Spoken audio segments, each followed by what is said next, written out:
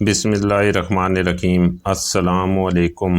رسول اللہ کے مکہ میں دو بڑے دشمن تھے جنہوں نے آپ کو بہت تکلیفیں اور اذیتیں دیں، ابو جہل اور ابو لہب۔ عام طور پر لوگ ابو جہل اور ابو لہب کو ایک ہی شخص سمجھتے ہیں، جبکہ کچھ لوگ ان دونوں کو حضور صلی اللہ علیہ وسلم کا چچا مانتے ہیں، جبکہ ایسا نہیں ہے۔ ابو جہل، جس کا اصل نام عمرو بن ہشام تھا، قریش خاندان سے تعلق تھا، لیکن آپ صلی اللہ علیہ وسلم سے اس کا کوئی قریبی رشتہ نہیں تھا۔ بعض لوگ جو اس کو آپ صلی اللہ علیہ وسلم کا چچا خیال کرتے ہیں، یہ غلط ہے، اس لیے کہ آپ صلی اللہ علیہ وسلم کے دادا عبد المطلب تھے، اور ابو جہل نہ عبد المطلب کا بیٹا ہے اور نہ ہی عبد المطلب کے خاندان کا ہے، بلکہ عبد المطلب عبد المناف کے خاندان کے تھے، اور ابو جہل مخزومی قبیلہ اور خاندان کا تھا۔ ان دونوں میں کوئی خونی رشتہ نہیں ہے۔ ابو جہل کا شجرہ نسب کچھ یوں ہے: ابو جہل بن ہشام بن مغیرہ بن عبداللہ بن عمرو بن مخزوم القریشی۔ ابو جہل جنگ بدر میں اپنے انجام کو پہنچا، جہاں پر اسے دو بچوں حضرت معوذ اور حضرت معاذ رضی اللہ تعالیٰ عنہ نے اسے زخمی کیا، اور حضرت عبداللہ بن مسعود نے اس کی گردن دھڑ سے الگ کر دی۔ تاریخ میں اکثر ابو جہل کو اسلام کا سب سے بڑا دشمن قرار دیا جاتا ہے، جبکہ باریک بینی سے جانچا جائے تو ابو لہب اسلام اور محمد صلی اللہ علیہ وسلم کا سب سے بڑا دشمن تھا۔ ابو لہب کا اصل نام عبدالعزیٰ بن عبد المطلب تھا۔ اس کی اصل کنیت ابو عتبہ تھی، لیکن اس کے والد حضرت عبداللہ اس کے چہرے کی سرخی کی وجہ سے اسے ابو لہب پکارتے تھے۔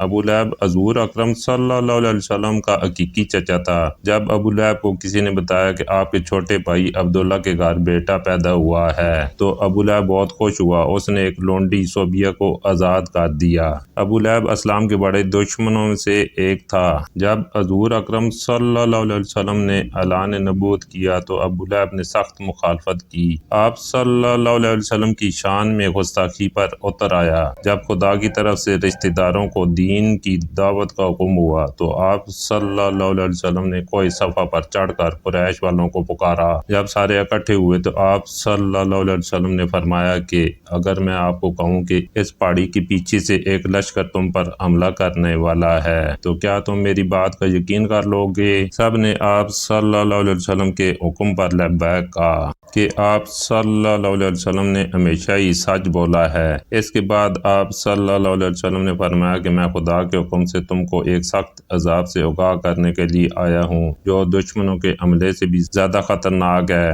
جب آپ صلی اللہ علیہ وسلم نے یہ الفاظ فرمائے تو ابو لہب نے آپ صلی اللہ علیہ وسلم کی مخالفت کرتے ہوئے کہا: غارت ہو تم پر، نعوذ باللہ، تم نے ہم کو اس لیے بلایا ہے۔ اس پر سورہ لہب نازل ہوئی۔ جب رسول اکرم صلی اللہ علیہ وسلم پیغام خدا دیتے تو ابو لہب آپ صلی اللہ علیہ وسلم کو برا بھلا کہنے لگ جاتا کہ یہ جھوٹا ہے جو اپنے آباء و اجداد کے دین کو چھوڑ کر اپنا جھوٹا دین پھیلا رہا ہے۔ بعض روایت میں ہے کہ ابو لہب نے کوئی صفحہ پر آپ صلی اللہ علیہ وسلم کو قتل کرنے کے لیے ایک پتھر بھی اٹھا لیا تھا۔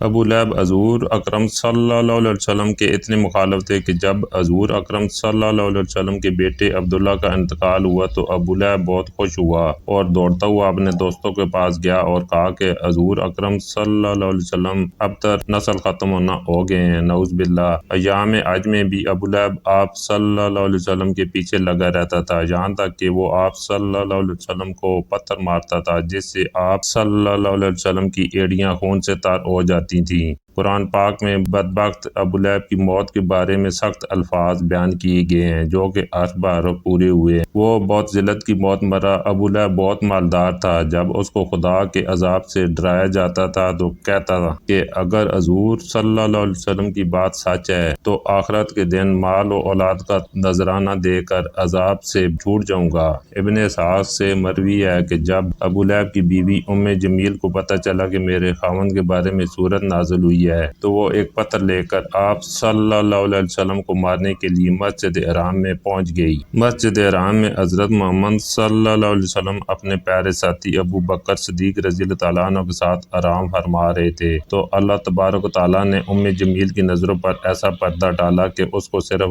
ابو بکر ہی نظر آئے۔ اس نے پوچھا کہ مجھے معلوم ہے کہ محمد میری مذمت و رجوع کرتے ہیں، خدا کی قسم اگر محمد میرے سامنے ہوتے تو میں ان کو پتھر مارتی۔ وہ دشمن اور مخالفت کی وجہ سے حضرت محمد صلی اللہ علیہ وسلم کو مذموم کہتے تھے۔ یہ کہہ کر وہ واپس چلی گئی۔ قریش والے جب مذموم کہتے تو آپ صلی اللہ علیہ وسلم فرماتے، اے لوگو، اللہ تعالیٰ نے کس طرح ان کو صبر و شکم مجھ سے پھیر دیا۔ وہ مذموم کو برا بلا کہتے ہیں، میں تو محمد صلی اللہ علیہ وسلم خدا کا آخری رسول ہوں۔ ابو لہب قریش کا مالدار آدمی تھا، اس کا سود خوری کا کاروبار بہت وسیع تھا۔ وہ لوگوں کو سود پر چیزیں دے کر خود منافع حاصل کرتا تھا، یہاں تک کہ اس نے خانہ کعبہ سے سونے کا ایرن چوری کر کے بھیج دیا تھا۔ ابو لہب کی اولاد بھی نبی اکرم صلی اللہ علیہ وسلم کی بہت زیادہ دشمن تھی۔ ابن اساکر اور ابن اسحاق لکھتے ہیں کہ ایک دن ابو لہب کے بیٹے عتبہ نے یہ ٹھان لیا کہ وہ محمد صلی اللہ علیہ وسلم کے پاس جا کر ان کے رب کے بارے میں بری باتیں کہہ کر ان کو اذیت پہنچائے گا۔ عتبہ بدبخت نبی اکرم صلی اللہ علیہ وسلم کے پاس آیا اور بہت سخت کلامی کی، اور سب سے بڑا جرم یہ کیا کہ چہرہ انور کی طرف تھوکا، مگر ناپاک تھوک وجہ عطر پر گرنے کی بجائے دور جا گرا۔ اس کی گستاخی پر حضور اکرم صلی اللہ علیہ وسلم نے دعا مانگی، اے اللہ اس پر اپنے کتوں میں سے کسی کتے کو مسلط کر دے۔ عتبہ اپنے خیال میں بڑا کارنامہ سر انجام دے کر اپنے ماں باپ کے پاس آ گیا۔ ابو لہب نے پوچھا، پیارے بیٹے، تو نے اسے کیا کیا؟ اس نے بتایا کہ میں نے یہ اور یہ کہا۔ اس نے پوچھا، اس پر محمد نے کیا کہا؟ عتبہ نے بتایا کہ اس نے یہ بددعا دی ہے۔ یہ سنتی ابو لہب کا رنگ سرخ ہو گیا، کیونکہ وہ جانتا تھا کہ محمد صلی اللہ علیہ وسلم کی کوئی بھی دعا ایسی نہیں جو قبول نہ ہو۔ اب وہ پل پل اپنے بیٹے کا خیال رکھتا۔ ابو لہب ایک دفعہ ایک قافلے کے ساتھ شام روانہ ہوا اور راستے میں ایک جنگل میں گرجا گھر میں انہیں پڑاؤ کرنا پڑا۔ جنگل میں خوفناک جانوروں کا خطرہ تھا، تو ابو لہب کو بار بار حضرت محمد کی بددعا یاد آ رہی تھی۔ ابو لہب نے قافلے والوں سے کہا کہ چونکہ تم لوگوں پر میرے بہت سے احسانات ہیں، تو میں تم سے ان کا بدلہ چاہتا ہوں کہ آج رات میرے بیٹے عتبہ کی حفاظت کی جائے۔ بس تم سارا سامان اس گرجا گھر کے سین میں جمع کر دو اور اس کے اوپر میرے بیٹے کا بستر لگا دو، پھر اس سامان کے ارد گرد تم سب سو جاؤ۔ احبار کہتے ہیں کہ ہم نے ایسا ہی کیا۔ رات جب سو گئے تو جنگل سے شیر آیا، ہم سب کے چہروں کو اس نے سونگا مگر کسی کو کچھ نہ کہا، پھر سامان کے بلند ڈھیر پر چڑھ گیا، عتبہ کے چہرے کو سونگا اور اسے چیر پاڑ دیا۔ ابو لہب کا برا حال تھا اور وہ کہے جا رہا تھا، میں جانتا تھا کہ میرا بیٹا محمد کی بددعا سے کبھی نہیں بچ سکے گا۔ ناظرین گرامی، ابو لہب بیٹے عتبہ اور اس کی بیوی کا انجام انتہائی دردناک اور عبرتناک ہوا، کیونکہ اللہ پاک نے سورہ لہب میں پہلے ہی سے ان کے لیے عذاب کا فیصلہ سنا دیا تھا۔ جنگ بدر کے 7 دن بعد ابو لہب چیچک کی بیماری میں مبتلا ہوا اور گل سڑ کر مر گیا۔ روایت ہے کہ اس کو ایک ریشے دار دانہ نکلا، جو پھٹا تو پھر اس سے مزید دانے نکل آئے۔ اب ان دانوں کی جب بدبو پھیلنے لگی تو اس کی اولاد اور بیوی نے یہ فیصلہ کیا کہ ان کو اپنے گھر سے کسی ویران کھنڈر میں منتقل کر دیتے ہیں تاکہ یہ بیماری کسی میں منتقل نہ ہو۔ اسی بیماری، بدبو اور اذیت میں 7 دن رہنے کے بعد جنم حاصل ہوا اور اس کی لاش 3 دن تک پڑی رہی۔ کوئی اس کے قریب نہ پھٹکتا تھا۔ لوگوں کا ڈر تھا کہ جو قریب جائے گا اسے چھوت کی وہی بیماری لگ جائے گی جس سے وہ مرا ہے۔ جب بدبو پھیل گئی تو لوگوں نے اس کے اہل و عیال کو آر دلائی۔ اس پر انہوں نے ان تانوں سے تنگ آ کر کچھ حبشیوں کو اجرت دے کر لاش اٹھوائی، جنہوں نے اسے لمبی لکڑیوں پر رکھ کر ایک گڑھے میں پھینکا اور اوپر سے دور کھڑے ہو کر یوں پتھر پھینکنے لگے جیسے اسے